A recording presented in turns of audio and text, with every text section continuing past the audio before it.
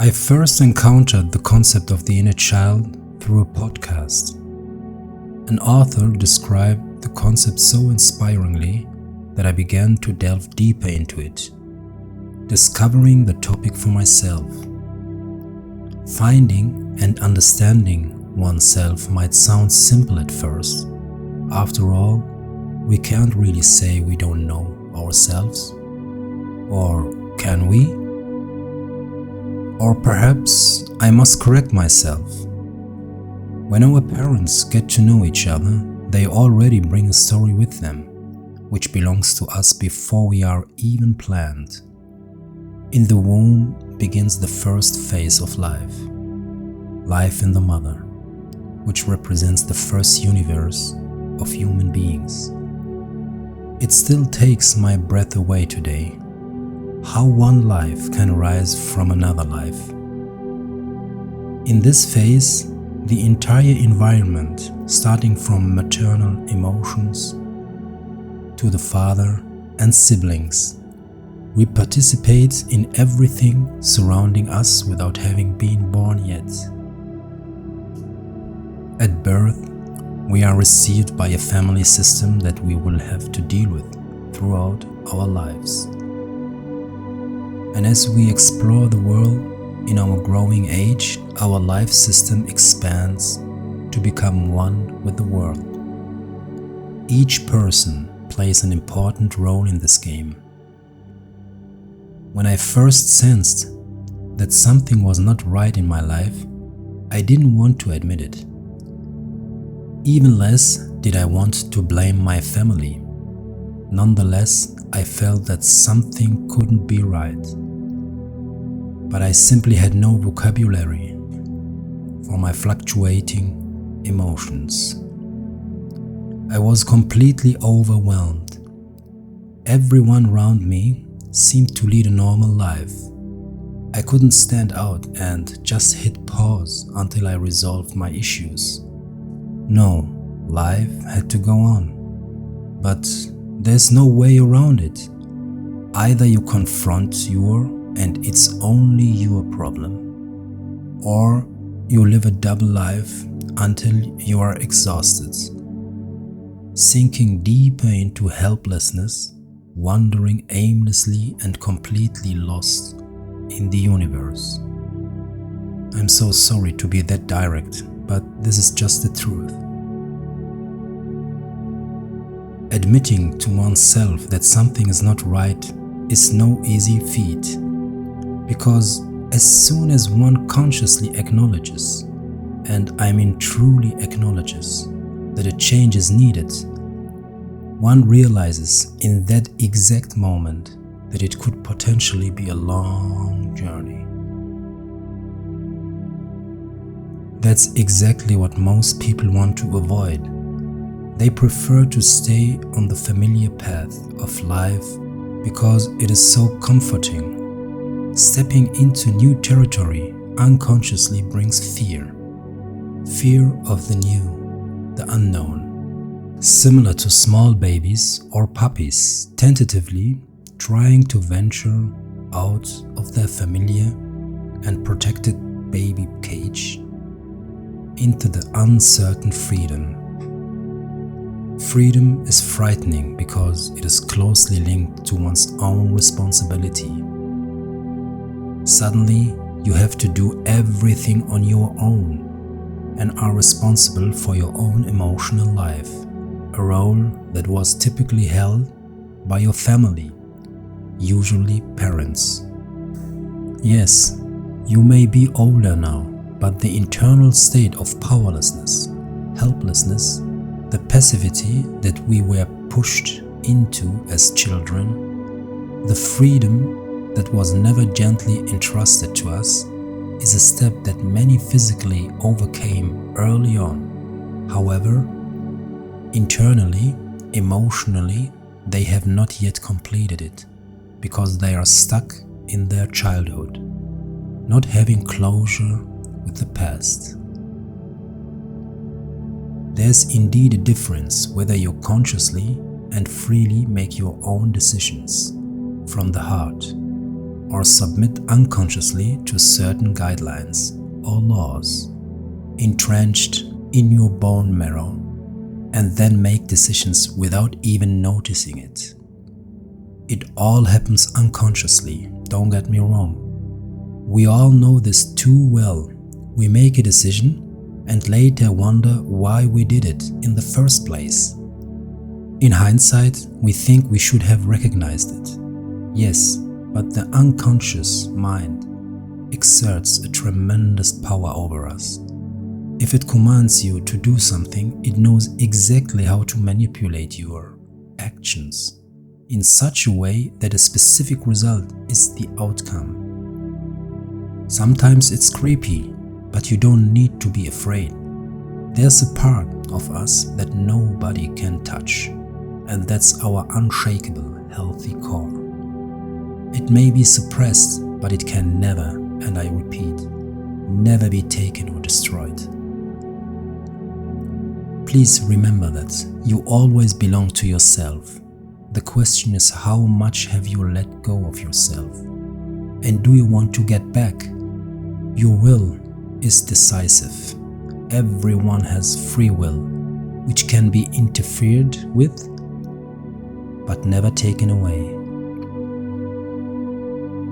In my experience, there are many aspects within us that remain unconscious. The various approaches to healing the inner child share a common thread. Intense reflection and a deep understanding of ourselves, and this journey begins very early. Recalling this phase of life is an exciting process, one that we often don't find time for in our daily lives. Understanding ourselves holistically is a necessary prerequisite. Only you have the power to grant yourself inner peace. I would love to accompany you on this journey with this guide I have developed. You will take the active role in this process. Only you can get to know your own inner child and enable a peaceful relationship with it. An effective method from my own experience will provide you with a guiding thread. I had to take action too. I had to accept that I couldn't find my inner peace externally. It could only be found and achieved through self-reflection. Neither people nor things in my life were the cause of my unhappiness, and I couldn't blame them for it. Neither family nor friends, nor my job. Yes, you may be right that your parents or someone else put you in this state. But be sure, it is only you who can pull yourself out. And this is the key. You have to take full responsibility for freeing yourself. I alone could change this state by reconciling with myself. My problem was, in fact, that I sought the causes of my problems outside of myself. I pursued the perfect family and the perfect job. I always wanted to be the best and admired by those around me. Approval from others was my top priority. I was dependent on others and addicted to recognition. Only when I received it in sufficient measure did I feel emotionally okay. However, this cost me a lot of energy, and I was very unstable in my emotional experiences. Engaging with myself and my inner child intensely changed me. Suddenly, I placed myself at the center of my life and began to see and accept all aspects of myself. This is the first step, acceptance.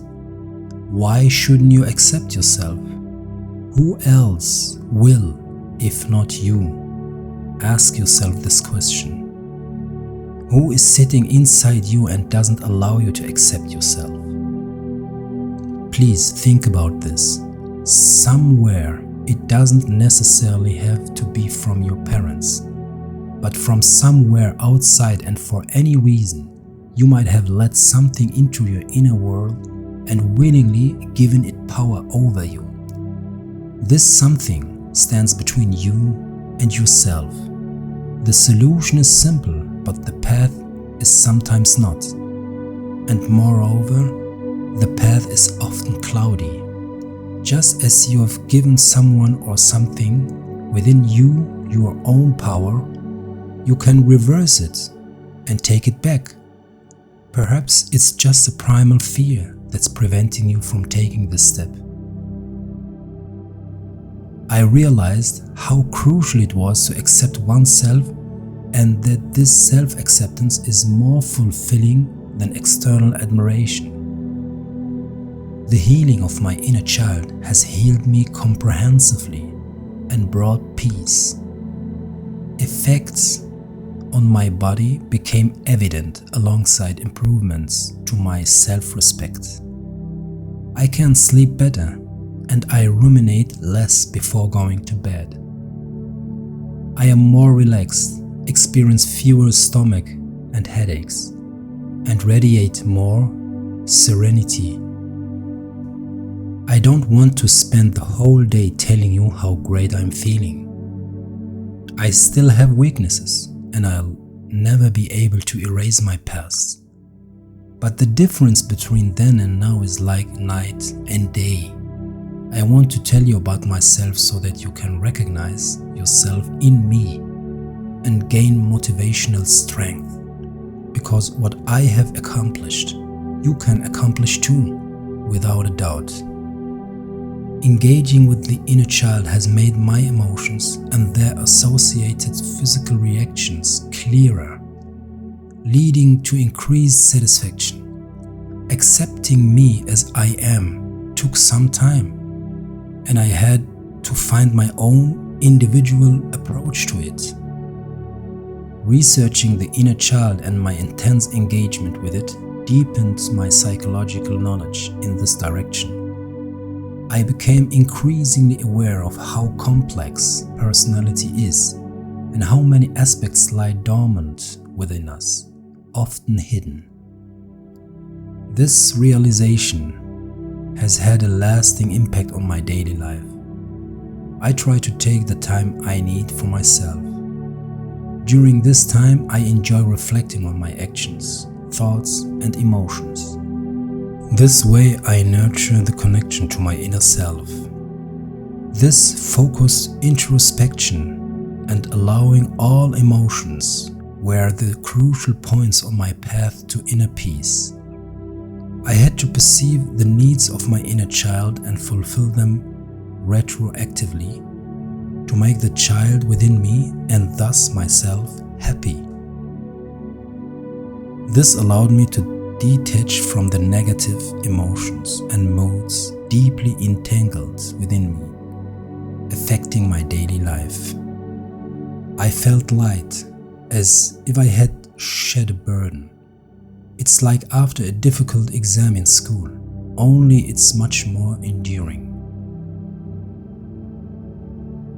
I evolved significantly during this time and discovered self-love. Consequently, my self-esteem increased enormously, and I began to accept myself with all my positive and negative sides. The recognition I sought from others, I can now give to myself. As a result, I have become more authentic and lovable. I no longer fluctuate emotionally as intensely and am content. My life has become much easier. Reflecting on my past life, I can now see that I was sad and unloved in my early years. I suppressed many experiences and didn't want to bring certain emotions back to the surface. I buried myself in my daily life and accepted dissatisfaction. This triggered an emotional imbalance. I was very critical of myself, and through my perfectionism, subjected myself to extreme stress. I thought perfectionism was an unchangeable personal trait, my essence. But in reality, it was more of a strategy I adopted in childhood to receive the love and recognition from the outside that I missed. After all, everyone loves an above average and talented child. At least this was my impression. I manipulated myself and forced myself to always deliver perfect results. However, this came at such a high cost that I suffered internally. My personal experience is meant to show you how deeply rooted our behavioral patterns from the past can be. It can truly be worthwhile to reactivate this past. This doesn't mean you have to relive your entire childhood. Often, just a few situations are enough to recognize the source of these behavioral patterns. These are then connected to strong, suppressed emotions, and it is your task to address and work through or dissolve them. The method is actually simple. It is more the implementation that people shy away from. One tries to find access to acute emotional pain and deliberately provokes this current pain.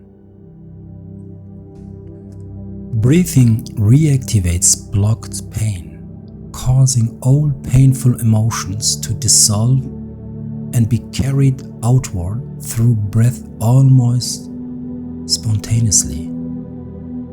Maybe it seems strange, unrealistic, or too simple to you. Believe me, many solutions are often right at your feet. The problem is simply that we have forgotten how to recognize it. So, actively search for the past situations that your inner child couldn't process or didn't want to. Do not focus on details, but move toward where you feel pain.